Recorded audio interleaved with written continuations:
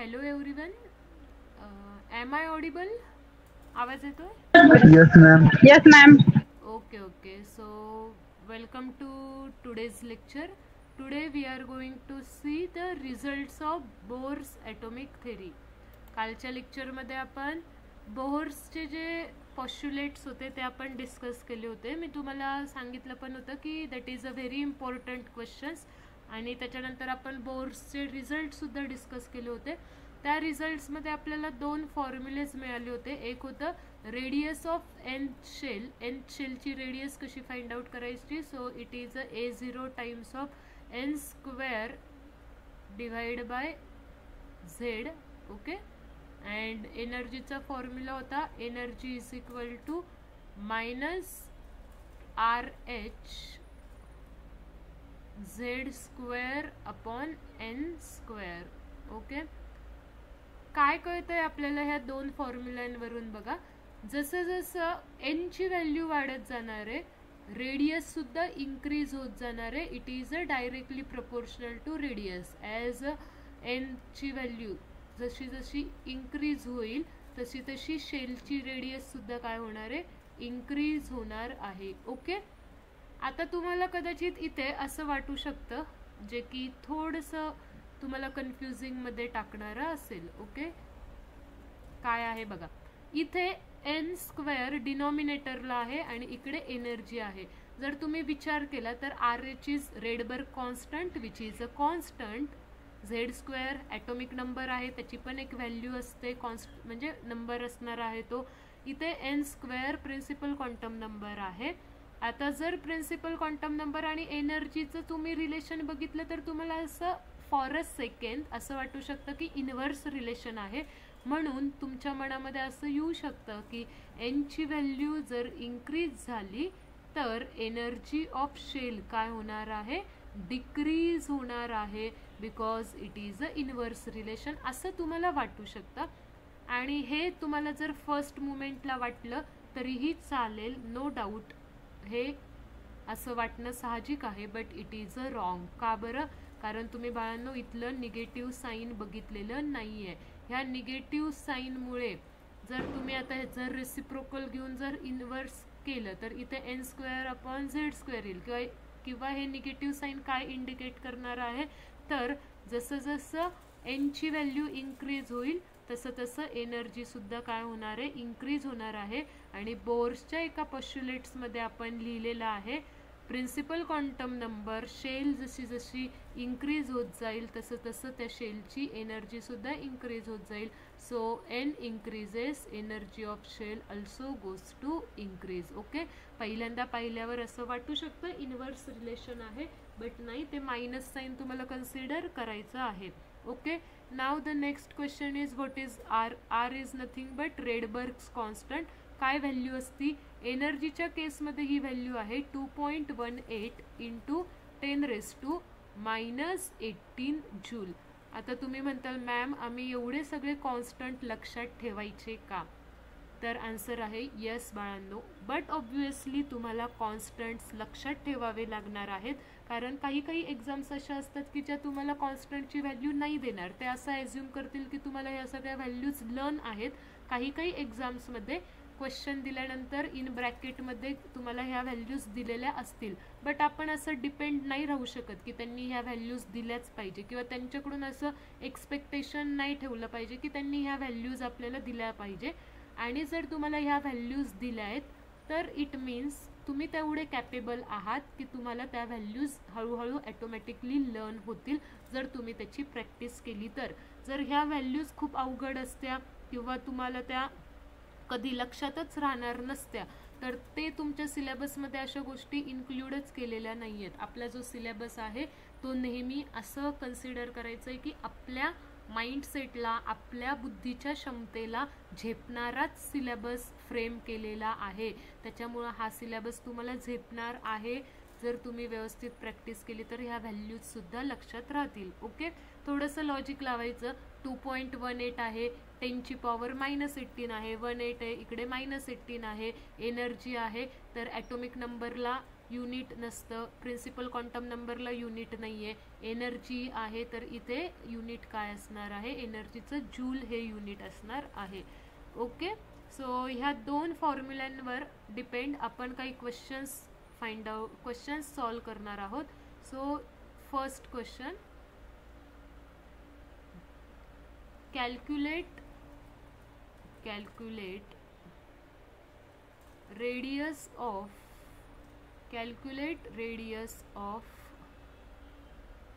third orbit of hydrogen atom. काय सांगितलंय, calculate the radius of third orbit of hydrogen item.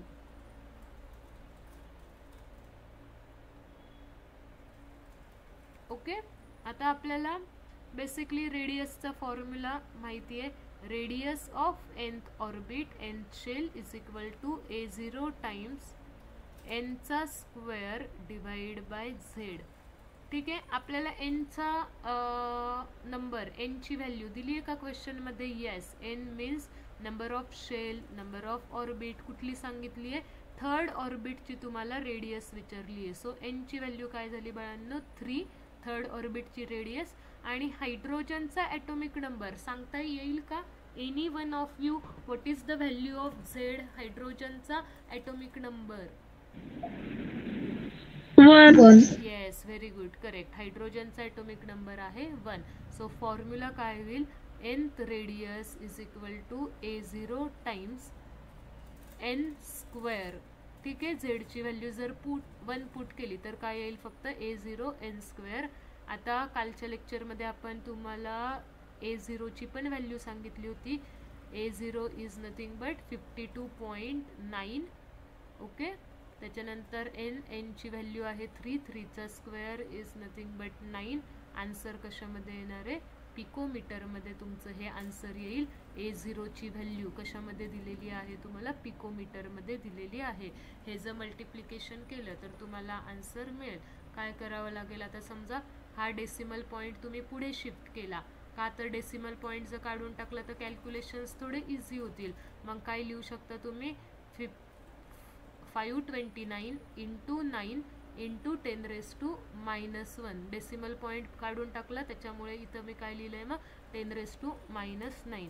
मग काय येईल हे मल्टिप्लिकेशन? 9 9 81, हातचा आला 8, 9 दुने 18, 18 आणि 8, 18, 8 आणि 8 16, 26, हातचे आले 2, 5 9 45, 46, 47. Okay, into 10⁻⁻1. 10⁻⁻1 केलं तर म्हणजेच काय येईल? एक डेसिमल पॉईंट आता पाठीमागं शिफ्ट करा, आन्सर येईल 476.1 युनिट असेल पिकोमीटर. ओके, इथपर्यंत कुणाला काही doubt? Radius of nth orbit किंवा radius of third orbit clear आहे? क्वेश्चन कसा सॉल्व केलाय? Multiplication, multiplication is correct. Let me check, give up 1 second. 4761. yes, multiplication is also correct. It is your final answer. बघा, जेईला सुद्धा ह्याच टाईपचे questions येतील, एवढे इझी क्वेश्चन्स येतील. कॅल्क्युलेशन्स काही खूप हार्ड नाही आहे. आता मी अजून एक नेक्स्ट टाईप वेगळा काय क्वेश्चन असू शकतो, अजून याच्यामध्ये काय थोडंसं व्हेरिएशन केलेलं असेल. बघा पुढचा क्वेश्चन, calculate the radius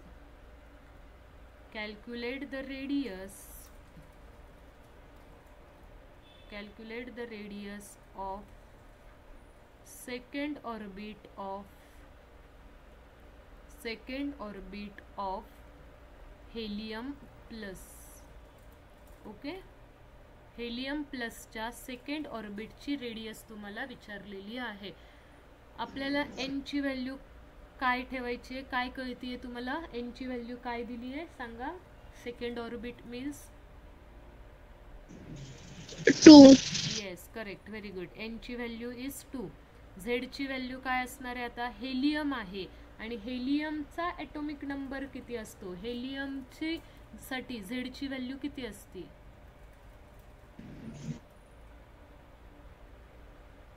आठवा हायड्रोजनचा ॲटॉमिक नंबर 1, हायड्रोजन नंतर येतो हेलियम, हेलियमचा ॲटॉमिक नंबर किती आहे मग 2 आहे. तुम्हाला हे लक्षात ठेवायचं आहे.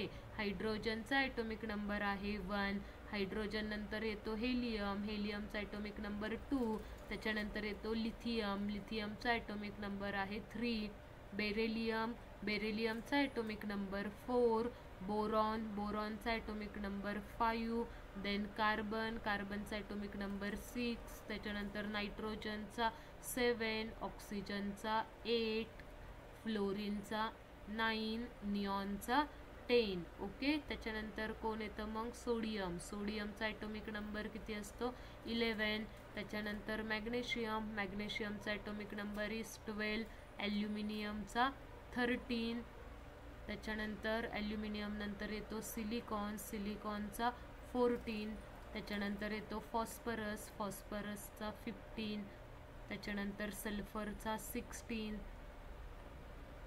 आता this is the inorganic concept, but still आता आपल्या इथे टॉपिक निघाला आहे त्याच्यामुळे मी तुम्हाला सांगून देते 20पर्यंतच्या.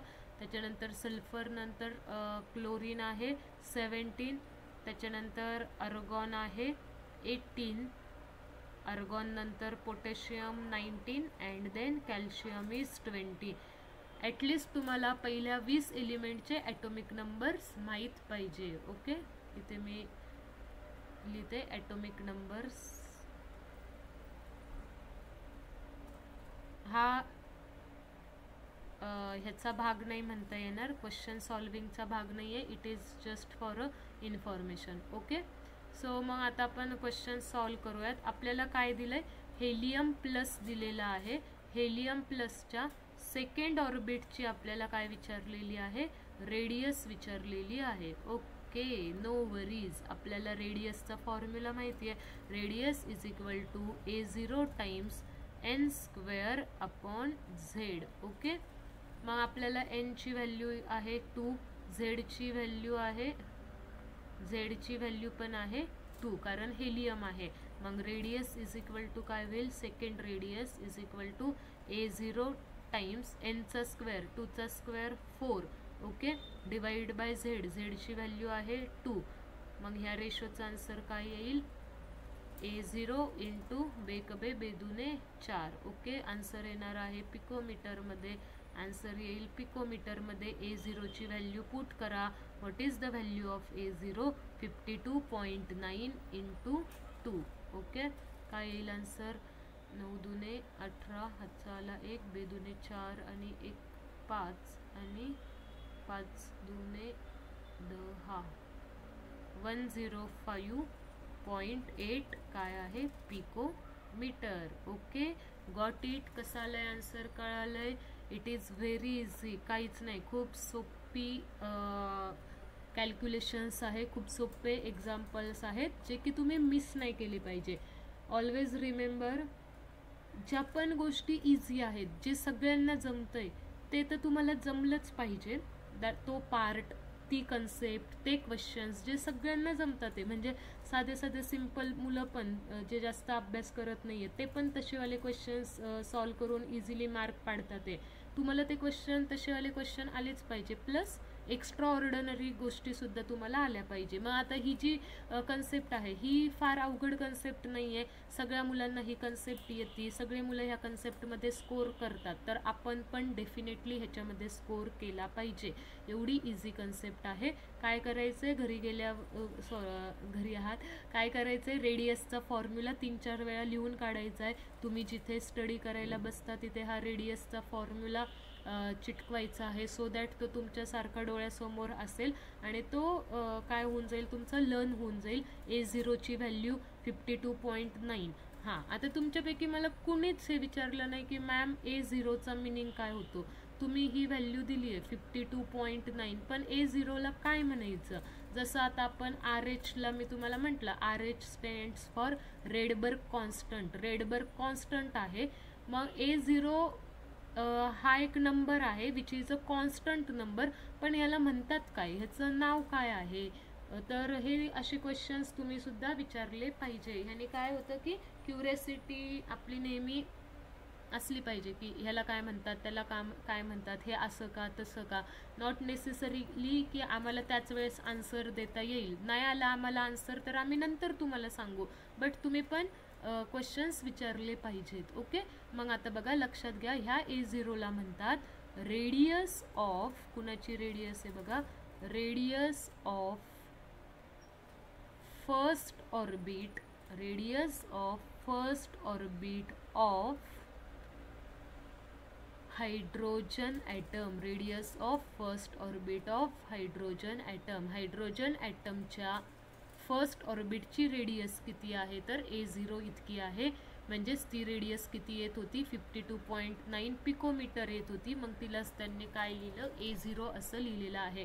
कसं काय बरं बघा आता, रेडियसचा formula, radius is equal to RN A0 times n square divide by Z.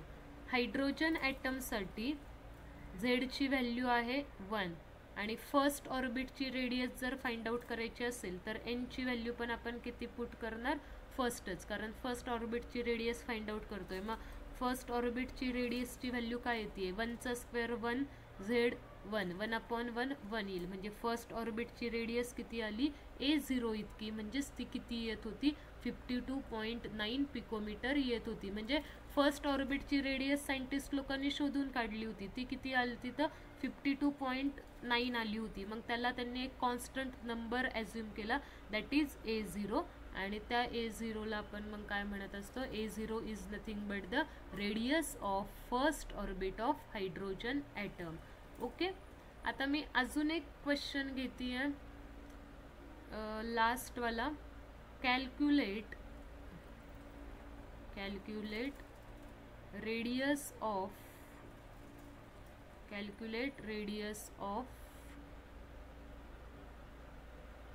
lithium +2 for third orbit. Okay.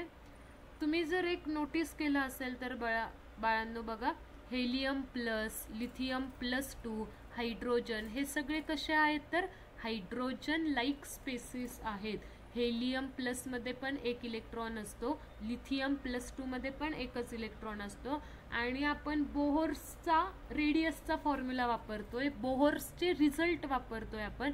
मग बोहर्सचे रिझल्ट कुणाला ॲप्लिकेबल असणार आहेत, तर हायड्रोजन लाईक मॉलिक्युल्सलाच ॲप्लिकेबल असणार आहे. त्याच्यामुळे तुम्हाला जे पण क्वेश्चन्समध्ये आयन्स मॉलिक्युल्स दिलेले असतील ते कशासारखे असतील, तर हायड्रोजन लाईक मॉलिक्युल्स ते असतील. ओके. मग आता बघा, radius is equal to A0 in bracket काय बोला, n²/z. ओके. मग आता आपल्याला लिथियम +2 दिलेला आहे. लिथियमसाठी झेडची व्हॅल्यू किती असते, तर लिथियमचा ॲटॉमिक नंबर आहे 3. कुठल्या ऑर्बिटची रेडियस विचारली आहे, तर थर्ड ऑर्बिटची. म्हणजेच एनची व्हॅल्यू किती झाली, 3. मग काय फॉर्म्युला तयार झाला, RN is equal to A0 times n² 3² 9 divide by Z. Z is nothing but 3. Okay. Answer येणार आहे पिकोमीटरमध्ये. इथे A0 इंटू 3 9, ठीक आहे, पिकोमीटर. कधी कधी ऑप्शन्समध्ये तुम्हाला असं दिलं असेल 3 टाइम्स ऑफ A0, तर हा पण ऑप्शन कसा आहे, करेक्ट आहे. एवढं जरी तुम्ही आन्सर ठेवलं, जर MCQ मध्ये हेच दिलं असेल तर काय येईल, 3 टाइम्स ऑफ A0 किंवा मग 3 इंटू 52.9 पिकोमीटर. आन्सर येईल 9 त्रिक 27 7 2 9 त्रिक 27 7 येईल. 2 पुढे ठेवलं, 3 दुने 6 6 आणि 2 7 8. ओके. 3 5 15. आन्सर येईल 158.7 पिकोमीटर. ओके. क्लिअर आहे का. मग आता रेडियसवरचे एक्झाम्पल्स, ह्याच्यापेक्षा अजून दुसरं काहीच नाही विचारणार, एवढंच आहे.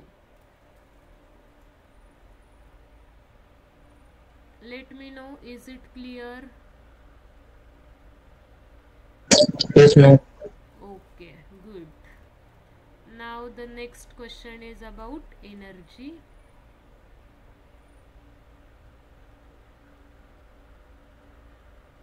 Calculate energy of calculate energy of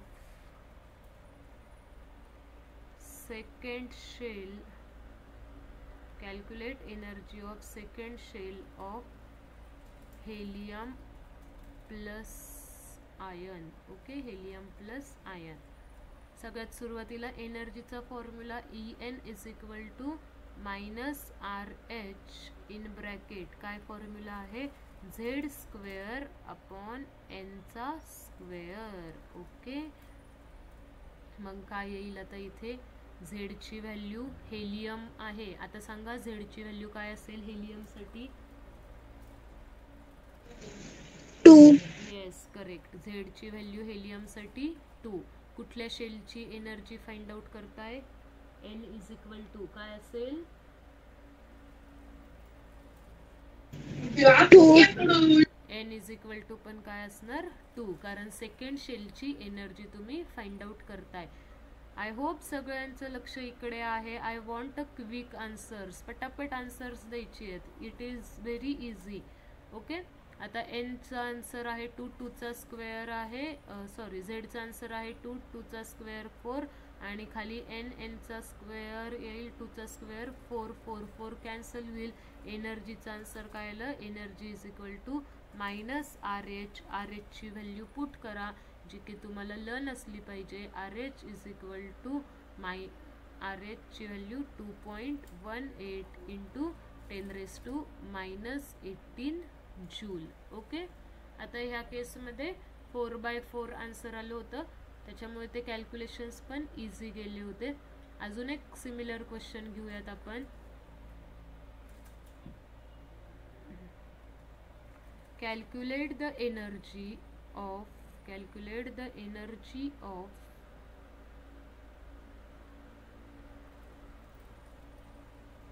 first shell. Calculate the energy of first shell of helium plus ion. helium plus ion च्या फर्स्ट शेलची एनर्जी विचारलेली आहे. Energy is equal to minus R H in bracket काय आहे? Z square upon N square. Okay, Z square upon N square. मग काय करताल?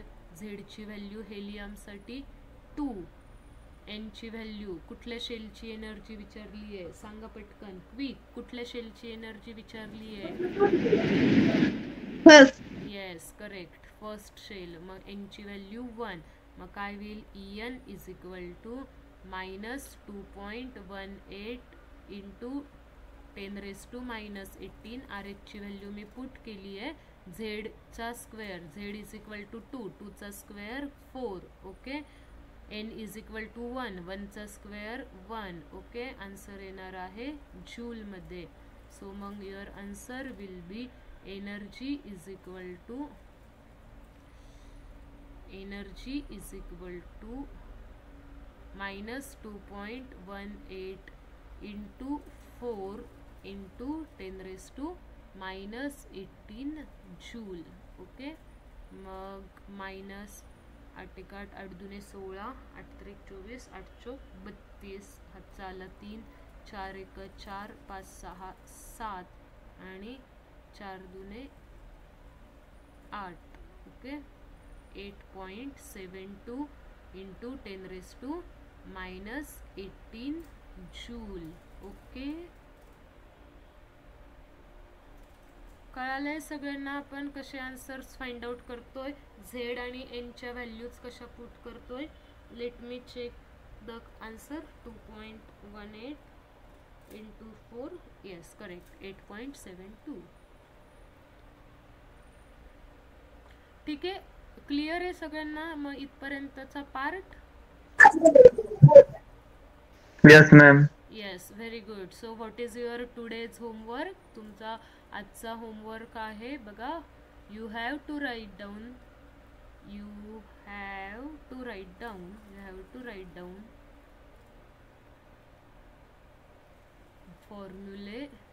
formulas for 10 times. You have to write down formulas 10 times.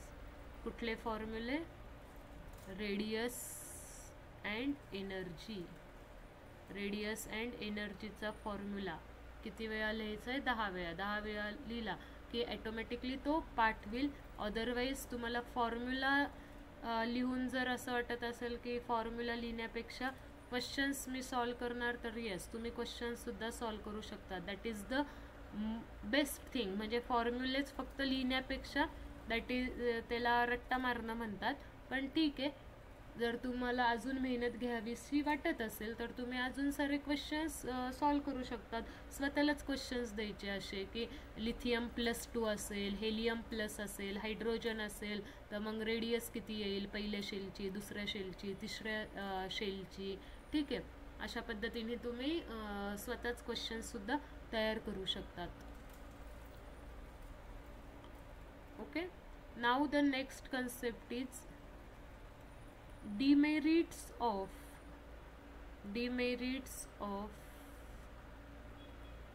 Bohr's atomic theory. Demerits of Bohr's atomic theory. काय demerits आहेत बोर्सच्या atomic थेरीचे? सगळ्यात first point बघा. आता बोर्सची जी atomic theory होती ना, ती ॲप्लिकेबल होती फक्त आणि फक्त सिंगल इलेक्ट्रॉनसाठी. बट असं तर होत नाही आहे. पिरियडिक टेबलमध्ये 118 एलिमेंट्स आहेत आणि प्रत्येक एलिमेंट कसा आहे तर हायड्रोजन सोडून दिला तर बाकीचे एलिमेंट्स कसे आहेत? मल्टी इलेक्ट्रॉनिक आहेत. जसं की हेलियमचा ॲटॉमिक नंबर आहे Z=2. किती इलेक्ट्रॉन्स आहेत तर 2 इलेक्ट्रॉन्स आहेत. सोडियममध्ये किती इलेक्ट्रॉन्स आहेत तर 11 इलेक्ट्रॉन्स आहेत. मॅग्नेशियममध्ये किती इलेक्ट्रॉन्स आहेत तर 12 इलेक्ट्रॉन्स आहेत. म्हणजेच प्रत्येक एलिमेंट कसा आहे? मल्टी इलेक्ट्रॉनिक स्टेटमध्ये आहे, मल्टी इलेक्ट्रॉनिक स्पेसिस आहे. मग पहिलंच ड्रॉबॅक काय आहे तर बोर्सचं जे ॲटॉमिक थेरी आहे ती ॲप्लिकेबल आहे फक्त आणि फक्त सिंगल इलेक्ट्रॉनिक स्पेसिससाठी. हे एक ड्रॉबॅक आहेच आहे. बट ह्याचे 4 पॉईंट्स दिलेले आहेत. 4 पॉईंट्समध्ये ड्रॉबॅक दिलेले आहेत. सो बघा, आता ड्रॉबॅक्स म्हणू शकतो किंवा आपण काय म्हणू शकतो? Demerits.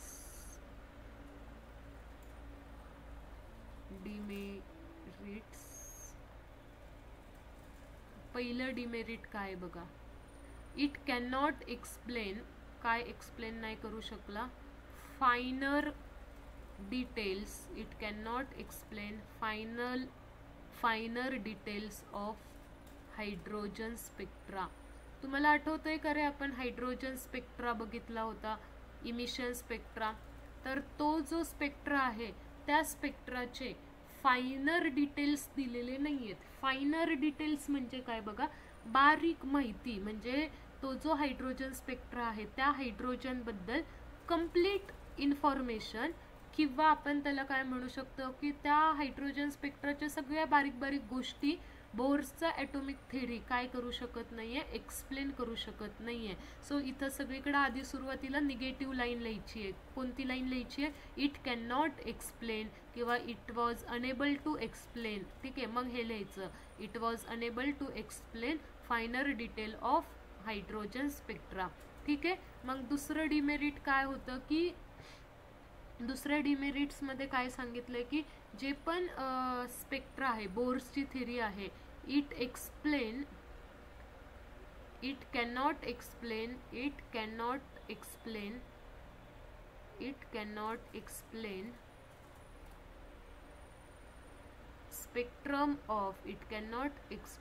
Spectrum of other atoms. Other ॲटम्सचा स्पेक्ट्रम बोर्सची ॲटॉमिक थेरी एक्सप्लेन नाही करत. नाहीच करणार, कारण बोर्सची ॲटॉमिक थेरी फक्त सिंगल इलेक्ट्रॉनसाठीच ॲप्लिकेबल आहे. बाकीच्या ॲटम्समध्ये मल्टी इलेक्ट्रॉन्स आहेत. मल्टी इलेक्ट्रॉन असल्यामुळे तिथला स्पेक्ट्रम वेगळा दिसणार आहे आणि मग बोर्सची ॲटॉमिक थेरी तो स्पेक्ट्रम एक्सप्लेनच नाही करू शकणार. मग पहिलं डिमेरिट काय झालं बघा. आता मी तुम्हाला पूर्ण निबंधासारखं लिहून नाही देते, कारण आपल्याला निबंधासारखं तुम्हाला ते पेपरला वगैरे लिहायचं आहे. Right now we are going to see the theory चालू आहे ही, आणि त्याच्यामुळं मी असं लिहिते. आणि तुम्ही पण ज्यावेळेस असं लिहिताल त्यावेळेस उलट जास्त लक्षात राहतं. थेरी पॉईंट्स आपण असं वाचत बसत नाही, पण असं जर पॉईंट्स लिहिले तर ते आपल्या पटकन लक्षात राहतात आणि तुम्हाला पेपरला असंच म्हणजे लिहायचं आहे. जरी तुम्ही लिहिलं तरी मला नाही वाटत कुणी तुम्हाला कमी मार्क्स देतील. उलट म्हणजे पटकन समजतं. अरे पहिला पॉईंट लिहिला, दुसरा पॉईंट लिहिला, तिसरा पॉईंट लिहिला, चौथा पॉईंट लिहिला. पहिला पॉईंट काय होता? It was unable to explain the finer details of hydrogen spectra. Hydrogen स्पेक्ट्राच्या ज्या डिटेल्स होत्या, बारीक सारीक डिटेल, फायनर म्हणजे बारीक, एकदम बारीक डिटेल्स बोरची ॲटॉमिक थेरी देऊ शकली नाही. सेकंड डिमेरिट काय होतं? It can not explain spectrum of other atoms. बाकीच्या ॲटम्सचा स्पेक्ट्रम बोर्सची थेरी एक्सप्लेन करू शकत नव्हती. तिसरं ड्रॉबॅक होतं बघा, it can not explain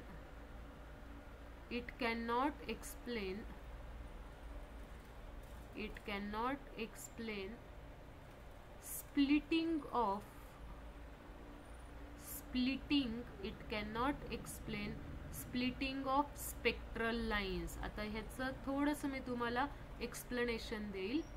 it can not explain splitting of spectral lines काय मिनिंग आहे. त्याच्या आधी आपण चौथं ड्रॉबॅक पण बघू. It can not explain atoms converted into molecules by forming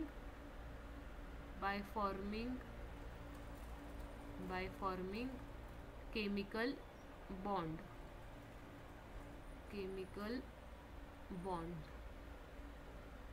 okay, हे झाले त्याचे 4 डिमेरिट्स. हे एक, हे सेकंड डिमेरिट, हे थर्ड. ओके,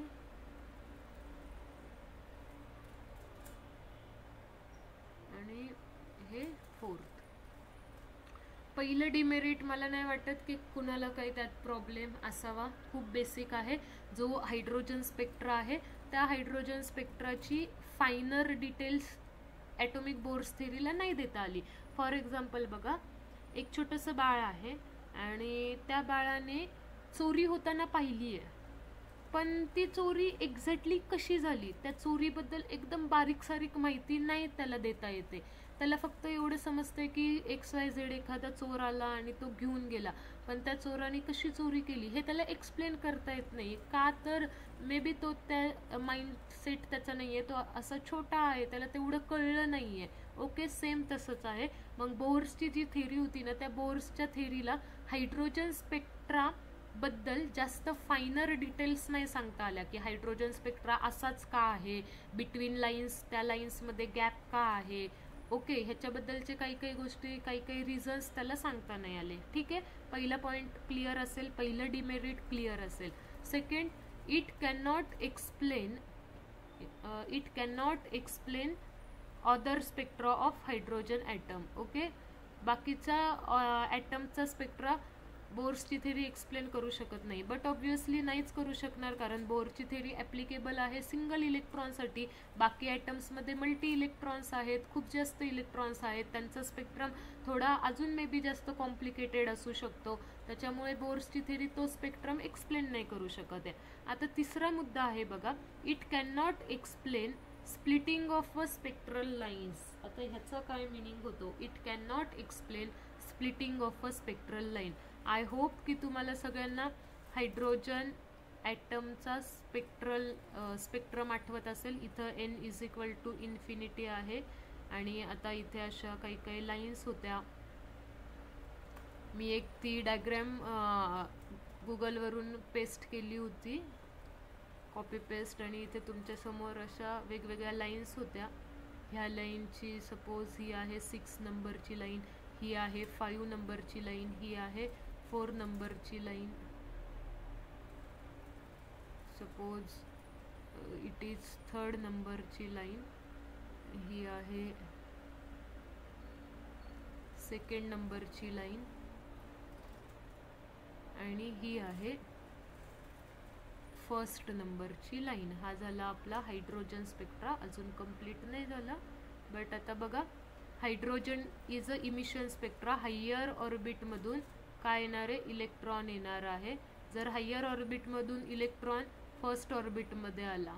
ओके,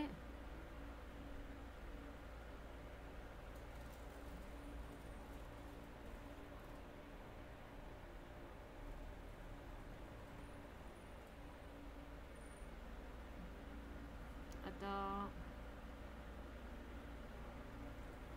असा हायर ऑर्बिटमधून इलेक्ट्रॉन येतोय, 6 मधून आला, 5th मधून आला आणि 4th मधून पण आला, 3 मधून पण इलेक्ट्रॉन आला, 2 मधून पण इलेक्ट्रॉन आला.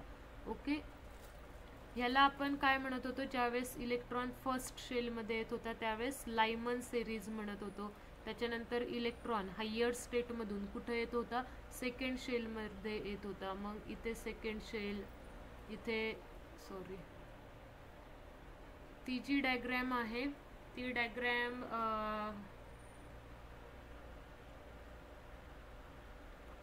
इफ पॉसिबल मी ती डायग्रॅमच तुम्हाला इथं पेस्ट करून दाखवते.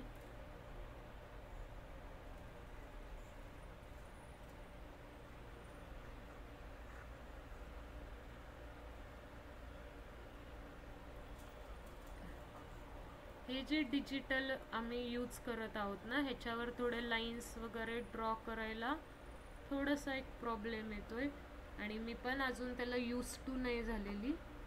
सो इट्स बेटर की आपण गुगलवरूनच डायग्रॅम घेऊयात.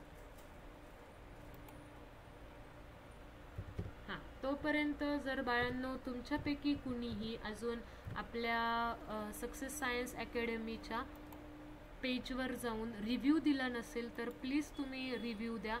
तुमचे रिव्ह्यूज आमच्यासाठी खूप जास्त काय म्हणतात इम्पॉर्टंट आहे. काय इम्पॉर्टंट आहेत की त्याच्यामुळे आम्हालाही तुमचा एक फीडबॅक कळतो की तुम्हाला कसं वाटतंय, आम्हाला अजून कुठे काय इम्प्रूव्हमेंट करायची गरज आहे. हॉनेस्ट रिव्ह्यू असावा, नॉट नेसेसरी की तुम्हाला म्हणजे तुम्ही मनापासून तुम्हाला जे वाटतं ते तुम्ही त्या रिव्ह्यूजमध्ये सांगू शकता. सो आपली इमेज इथं आलेली आहे. बॅक टू द पॉईंट, हा आहे हायड्रोजन स्पेक्ट्रम. बघा आता इथे इन्फिनिटीवरून इलेक्ट्रॉन फर्स्टमध्ये येतोय. हायर ऑर्बिटमधून जेव्हा पण इलेक्ट्रॉन फर्स्टमध्ये येतोय त्यावेळेस आपण त्याला लायमन सिरीज म्हणतोय.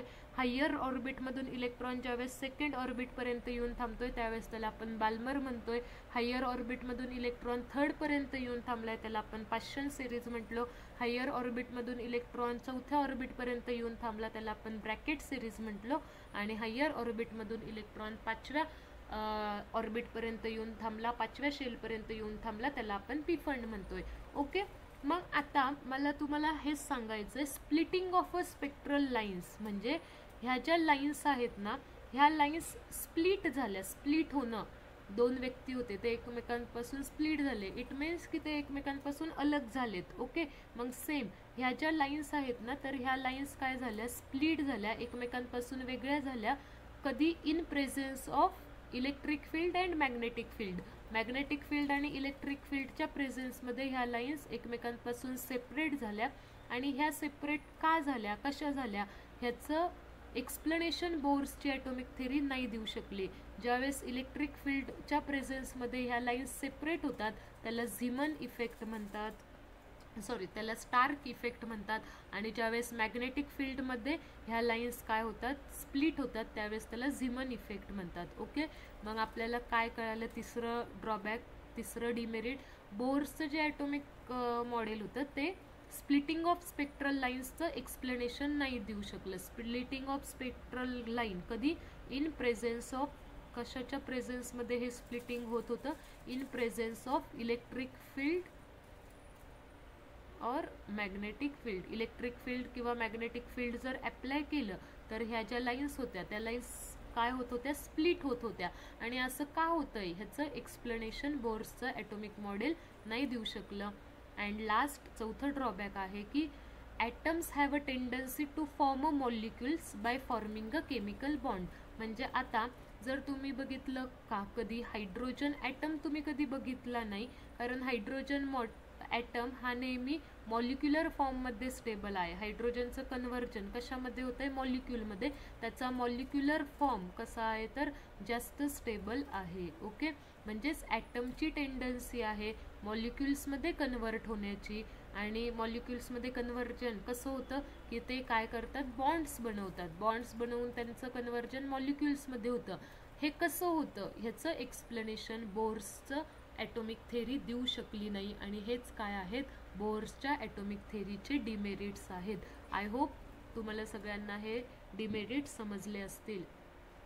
पहिलं डिमेरिट काय आहे, Bohr's atomic theory can not explain finer details of hydrogen spectra. पहिलं आणि तिसरं डिमेरिट हे जवळपास सेम आहे. पहिल्या डिमेरिटमध्ये फक्त एवढं म्हटलंय की हायड्रोजन स्पेक्ट्राच्या ज्या काही बारीक सारीक गोष्टी आहेत, बारीक सारीक डिटेल्स आहेत, ते बोर्सनी एक्सप्लेन नाही केले. आणि तिसऱ्यामध्ये काय म्हणतात आहे की it can not explain splitting of spectral lines. Hydrogen स्पेक्ट्रामधल्या ह्या ज्या स्पेक्ट्रल लाईन्स आहेत, ह्या स्पेक्ट्रल लाईन्स एकमेकांपासून स्प्लिट होतात, एकमेकांपासून लांब जातात. कधी, in presence of electric field किंवा मॅग्नेटिक फील्डमध्ये. मग हा जो इफेक्ट आहे की का बरं असं होतंय हे कोण एक्सप्लेन करू शकलं नाही, तर बोर्स ॲटॉमिक मॉडेल हे एक्सप्लेन नाही करू शकलं.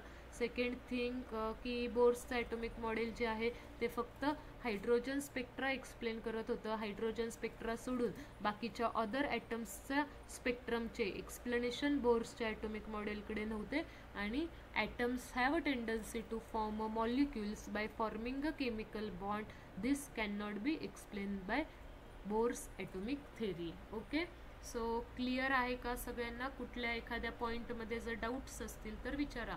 आजच्या लेक्चरमध्ये हे जे प्रॉब्लेम्स सॉल्व करून घेतले ते problems and then demerits of Bohr's atomic theory हे महत्त्वाचा पार्ट आहे. क्लिअर आहे सगळ्यांना? Yes ma'am. Okay okay, so still we have 2 minutes. We will discuss MCQ. आपण MCQ डिस्कस करूया, कारण आता नवीन टॉपिक आपण स्टार्ट केला तर तो तसा इनकम्प्लीट राहील. बघा MCQ.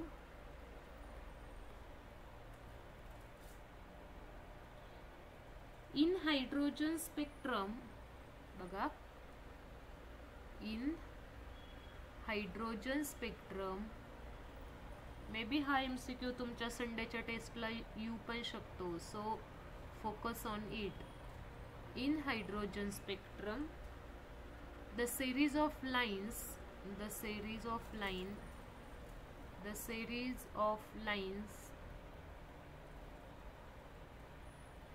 appearing series of lines कुठे appear होता ते appearing in ultraviolet region, appear in ultraviolet region, it's called are called dash dash dash. Option आहे लायमन series,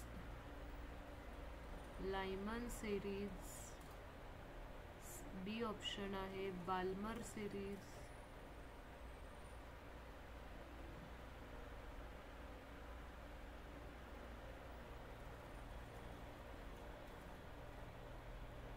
पाश्चन series. आम्ही हे लहानपणी कसं लक्षात ठेवलं होतं, लहानपणी म्हणजे ज्यावेळेस मी 12th स्टँडर्डला होते त्यावेळेस आम्ही कसं लक्षात ठेवलं होतं की लहान बालक पळाला पुढे बघा ब्रॅकेट सिरीज, लहान बालक पळाला बिस्किट पुडा घेऊन, असं आम्ही लक्षात ठेवलं होतं. ओके, लाल बाल पाल पाल असं ते. In hydrogen spectrum the series of lines appearing in ultraviolet region are called. काय सांगता येईल रे, अल्ट्राव्हायोलेट रिजन मध्ये कुठली सिरीज असती? बघा आता इथे तुम्हाला जर दिसत असेल तर इथे आपण लायमन सिरीज कुठे दिसते, अल्ट्राव्हायोलेट रिजन मध्ये दिसते. लायमनच्या खाली अल्ट्राव्हायोलेट लिहिलेलं आहे. बाल्मर विजिबल रिजन मध्ये. पाश्चन कुठं दिसते, नियर इन्फ्रारेड मध्ये. ब्रॅकेट सिरीज कुठं दिसते, इन्फ्रारेड रिजन मध्ये. पी फंड रिजन इन्फ्रारेडमध्ये. मग आम्ही हे जे होतं ना Lyman, Balmer, Paschen, Brackett, Pfund, हे कसं लक्षात ठेवलं होतं? लहान बालक पळाला बिस्किट पुडा घेऊन. म्हणजे बघा ना काय आहे हे, स्टील असं आम्ही लक्षात ठेवलं होतं, लहान बालक पळाला बिस्किट पुडा घेऊन. म्हणजेच पहिलं Lyman, Balmer, Paschen, Brackett, Pfund. Okay. मग आपल्याला काय विचारलंय? In hydrogen spectrum the series of lines appearing in ultraviolet region. Ultraviolet region मध्ये ज्या लाईन्सची सिरीज मिळतीये, अपिअर होतीये, त्याला कुठली सिरीज म्हणतो? मग काय असणार आहे correct answer? Option A. Yes, option A, Lyman series. Okay. ह्या टाईपचेच MCQ, असे MCQ पण असतील तुम्हाला ह्या एक्झामला संडेच्या. ओके. सो आपल्या आता नेक्स्ट लेक्चरला आपण दुसरा पॉइंट स्टार्ट करूयात. Today we will stop here. कुणाला काही डाउट्स वगैरे असतील तर विचारा.